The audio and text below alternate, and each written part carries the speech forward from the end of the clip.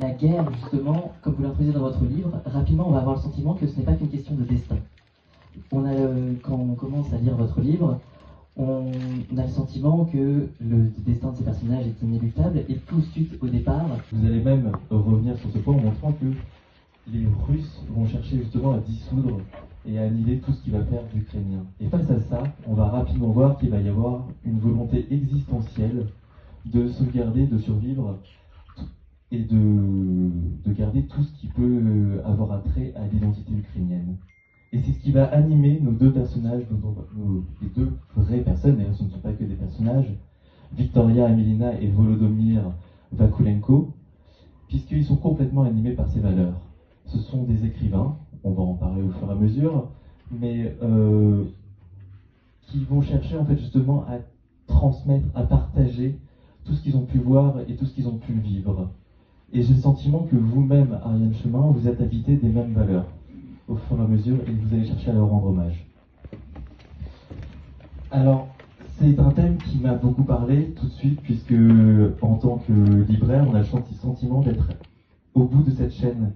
Quand ça commence avec l'histoire de Volodymyr Vakulenko, auteur méconnu dans son pays, auteur jeunesse, qui assiste à l'occupation de son petit village et qui va tenir un carnet qui par la suite sera récupéré par une écrivaine, Victoria Amelina, qui elle-même mourra mais pourra le faire partager, que vous allez par la suite vous-même nous raconter l'histoire, et donc aujourd'hui, nous, en tant que libraires, allons pouvoir continuer à vous faire partager cette histoire, jusqu'à ce que vous, public, puissiez découvrir justement qu'est-ce qui s'est passé dans ce petit village d'Ukraine en février et en avril 2022.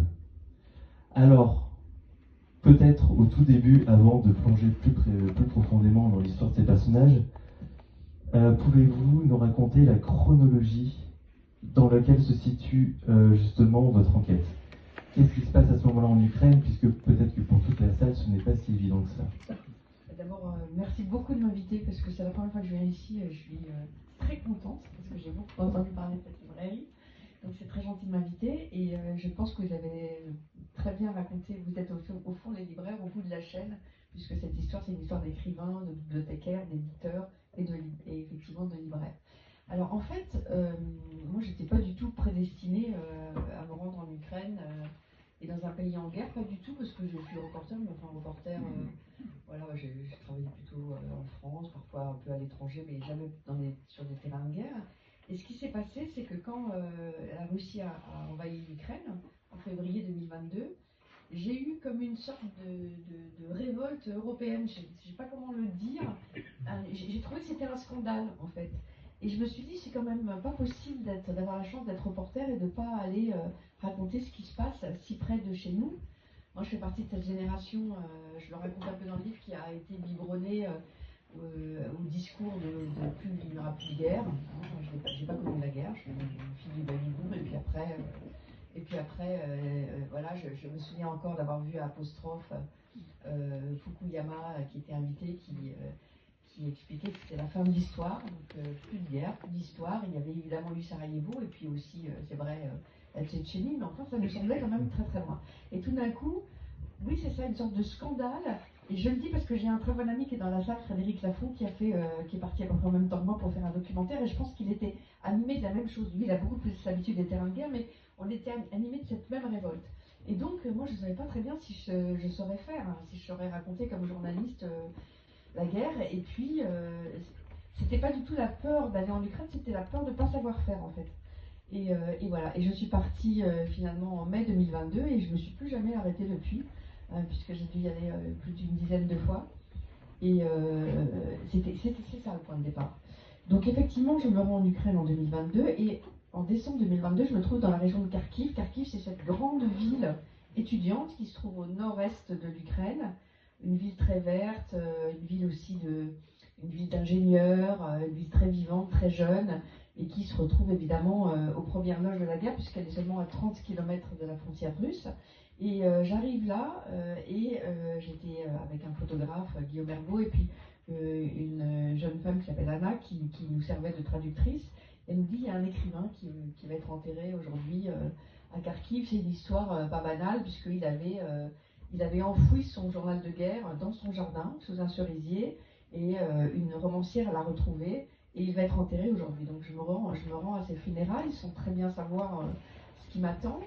D'ailleurs, je ne me reconnais pas tout de suite parce que je ne la connaissais pas, une jeune femme blonde avec un teint très diaphane, magnifique à vrai dire, qui tient une bougie près du cercueil. C'est un peu la foire. Je me souviens dans cette église, les popes font beaucoup de bruit, il y a beaucoup de caméras de télévision locales. En fait. Cette histoire, elle a touché l'Ukraine, mais elle n'a pas tellement dépassé les frontières du pays. Et donc, je décide de me rendre dans le petit village où habitait cet écrivain qu'on vient d'enterrer, qui s'appelle Volodymyr, comme beaucoup de gens en Ukraine, surnommé Volodya parce que tout le monde a un surnom en Ukraine aussi. Et en fait, si je dois être très très franche, cet écrivain, Volodya, il avait 49 ans. C'est un peu dur de dire comme ça, mais c'était quand même un peu un écrivain raté, c'est-à-dire qu'il n'arrivait pas à percer. Il avait une envie de reconnaissance énorme, d'abord parce que sa mère ne cessait de lui dire mais écrivain c'est pas un métier, c'est un bon ressort en général pour l'ambition. Et puis il avait aussi du mal parce qu'il avait un enfant, un fils de 12 ans qui était autiste, et il avait la charge de cet enfant parce qu'il avait divorcé. Et cet enfant que j'ai rencontré plusieurs fois, je le suivais partout, très attachant, mais il ne pouvait pas vivre sur son père.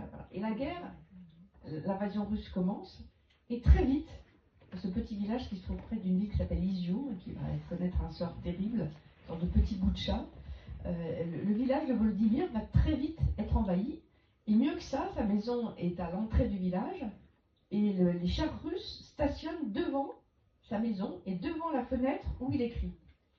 Et Volodymyr, c'est un peu l'original du village. Il a été à Maïdan en 2014, il est monté jusqu'à la capitale pour manifester, donc voilà, il a des tatouages ukrainiens sur le bras, il a une coupe à la cosaque, il refuse de parler russe quand on lui parle russe à l'épicerie, donc on le remarque quoi. Et puis il écrit ses livres pour enfants parce qu'au fond, son fils autiste ne comprend pas les histoires qu'il lui lit le soir. Il se dit, bon, bah, puisque mon fils ne comprend pas mes histoires, je vais écrire des livres pour enfants. Et très vite, le village est occupé, et très vite, il comprend que ça va mal tourner. D'abord parce que les Russes viennent une première fois l'arrêter, et parce qu'il comprend que pour une boîte de corned beef ou pour un paquet de cigarettes, il y a aussi des délateurs, comme dans tous les villages en temps de guerre. Et quand on vient l'arrêter, quand les Russes viennent l'arrêter pour la seconde fois, la veille, il a enterré son journal d'occupation, qui en fait a le cahier d'écolier, à petite ligne, qu'il écrit à la main parce qu'il n'y a plus de chauffage, plus d'électricité depuis un mois, parce que c'est la guerre. Et il le roule comme un parchemin ancien, et il va l'enterrer sous le cerisier de son jardin, et il dit à son père et à son oncle, voilà, vous déterrerez le cahier, donc il comprend qu'il va lui arriver quelque chose, vous déterrerez le cahier quand nos soldats, c'est-à-dire quand l'armée ukrainienne viendra libérer le village. Et il est arrêté, et on ne le retrouve pas. Il disparaît pendant 6 mois, et après il faut des mois et des mois pour retrouver son corps. Et moi j'assiste à l'enterrement dans cette église où on entend j'ai encore dans l'oreille les cris de ce jeune enfant autiste qui crie, qui hurle dans l'église parce que son père est là dans le cercueil, et c'est totalement déchirant. Voilà, ça c'est la première partie de l'histoire. Et comment est-ce que vous en êtes venu du coup à suivre l'histoire de Victoria Melina ensuite, qui elle-même a repris le flambeau? Alors Victoria Melina, elle se trouve là à l'enterrement, et quelques jours après, je la contacte parce qu'on me dit c'est elle qui a retrouvé le journal de Volodymyr Vakulenko. Alors Victoria Melina, c'est une romancière, c'est très différent. Elle habite à l'ouest de l'Ukraine, elle est un peu bobo, on pourrait dire. Elle a fait des ateliers de creating fiction aux États-Unis, et c'est un peu l'écrivaine qui monte. Elle a 37 ans, et quand la guerre éclate, il lui arrive ce qu'arrive beaucoup d'écrivains quand une guerre éclate, c'est-à-dire qu'elle dit mais je peux plus écrire de romans, c'est plus possible puisque ce qui se passe sous mes yeux est bien pire et bien plus incroyable que la fiction. Donc elle décide d'écrire de la poésie, et surtout elle s'engage dans une ONG qui documente les crimes de guerre, dans l'idée que si un jour il y a une guerre juste, eh bien ces documentations de crimes de guerre, des gros rapports de 100 pages pour chaque crime, eh bien remonteront jusqu'au tribunal pénal international. Et donc elle documente les crimes de guerre, et elle entend tout de suite évidemment parler de cet écrivain qui a disparu, qui est écrivain comme elle, au fond. Et quand je la rencontre, elle me raconte qu'elle a un énorme remords. C'est que ce Volodymyr, elle a créé un festival de littérature, lui avait envoyé sur Messenger un petit message en disant j'aimerais beaucoup venir à votre festival. Elle avait dû regarder un peu ce qu'il avait fait.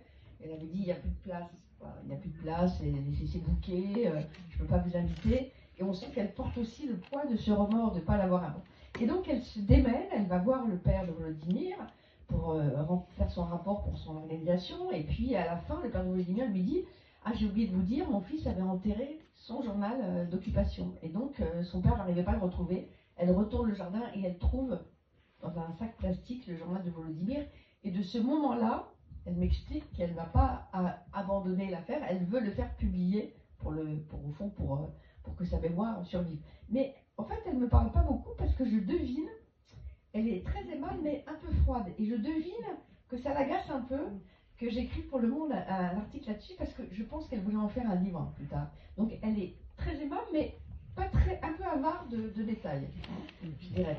Et voilà, et puis j'écris un article pour Le Monde, je la cite un peu, et puis j'oublie, à vrai dire. Et tout d'un coup, le mois de juin suivant, donc en juin 2023, elle va présenter le livre de cet écrivain au salon du livre de Kiev, qui est un grand salon du livre, presque plus grand que celui de Paris.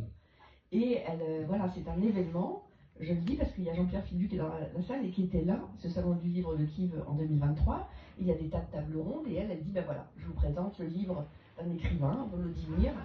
C'est un livre magnifique, il faut que vous l'achetiez parce que si vous l'achetez, eh bien ce sera une façon de le faire vivre, voilà. Et donc elle présente, elle a préfacé le livre, il vient de recevoir un prix à titre posthume, elle reçoit le prix à la place de Volodymyr, le salon du livre prend fin. Et là, il y a un écrivain colombien qui est là avec un diplomate colombien. Ils ont lancé une petite association de défense de l'Ukraine pour l'Amérique latine qui n'est pas très, qui a souvent des sentiments très pro-russes et ils veulent. Et puis ils sont là et le diplomate dit écoutez, nous on a l'air vraiment un peu con là, on est là depuis 5 jours en Ukraine, on va rentrer chez nous, on était à Kiev à ce moment-là, c'est très tranquille. Il faudrait vraiment, Victoria, que vous nous emmeniez un peu à l'est, voir ce que c'était que ces villages occupés, aujourd'hui libérés. Elle hésite un peu, à vrai dire, elle doit quitter le pays et elle n'a pas envie de laisser.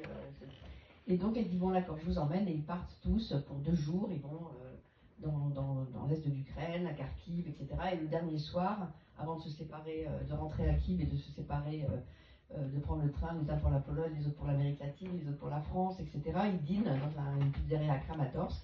Et pendant qu'ils dînent, un missile tombe sur la pizzeria et tue Victoria.